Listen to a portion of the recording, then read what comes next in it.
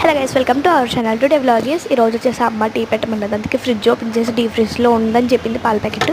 అందుకే ఓపెన్ చేస్తే ఇదిగోండి పాల ప్యాకెట్ అయితే వచ్చేసి గడ్డ పడేసింది అనమాట. ఇదిగోండి ఇక తీసుకెళ్ళిపోయి టీ తయారు చేసేసుకోవచ్చు. ఇదిగోండి మా కిచెన్ లైట్ ఆన్ చేస్తే ఇలా ఉంటుంది, లైట్ ఆఫ్ చేస్తే ఇంకోలా ఉంటుంది. ఇదిగోండి లైట్ ఆన్ చేసేద్దాం.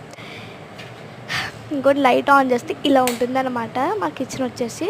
అండ్ వచ్చేసి నెక్స్ట్ ఇదిగోండి పాల ప్యాకెట్ని అయితే పట్టుకోగానే చూసారు ఎలా అయిందో, చెయ్యి ఎర్రగా అయిపోయింది. అండ్ వచ్చేసుకోవచ్చు పాల ప్యాకెట్ని. ఇదిగోండి పాలు తీసుకోవచ్చు అండ్ టీ పెట్టుకోవడానికి. ఇంకోండి కట్ చేసేసుకోవచ్చు. సిలిండర్ కూడా తీసుకొచ్చేసాము. ఇంకోటి ఇలా కట్ చేసుకోవాలన్నమాట. అప్పుడే గడ్డ అయితే బయటకు వస్తుంది. అండ్ చిన్నగా అయితే మిగతా పాలన్నీ వస్తే ఇలా పెద్దగా అయితేనే గడ్డ బయటకు వస్తుంది. అండ్ ఇలా మొత్తం అయితే కట్ చేసేసుకోవచ్చు. బాగా కట్ చేసుకుంటేనే అండి గడ్డ బయటకు వస్తుంది. బాగా కట్ చేసుకోకపోతే అసలు బయటకు రాదు గడ్డ.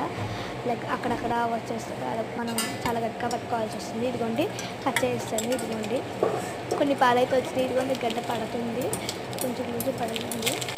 అదిగో పడిపోయిందండి గడ్డ. ఇంకా ఇప్పుడు గడ్డ పడింది కాబట్టి ఇందులో కొంచెం వాటర్ వేయాలండి, అప్పుడే గడ్డ కూడా కరుగుతుంది. గడ్డ ఎలా ఉందో చూడండి ఒకసారి ఎలా ఉందో. గడ్డ అయితే ఇలా వచ్చిందనమాట.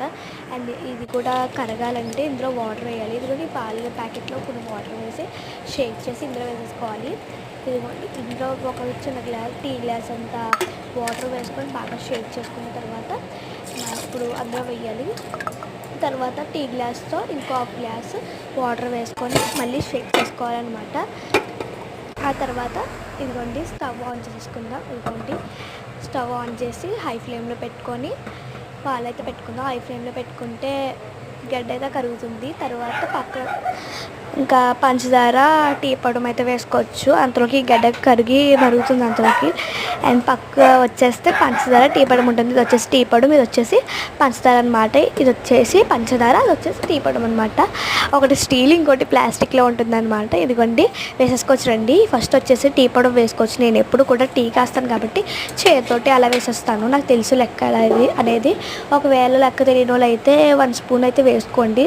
లెక్క తెలియని వాళ్ళు అయితే 1 స్పూన్ వేసుకున్న తర్వాత ఆఫ్ వేసుకోండి, హాఫ్ స్పూను. అప్పుడైతే బాగా వస్తుంది.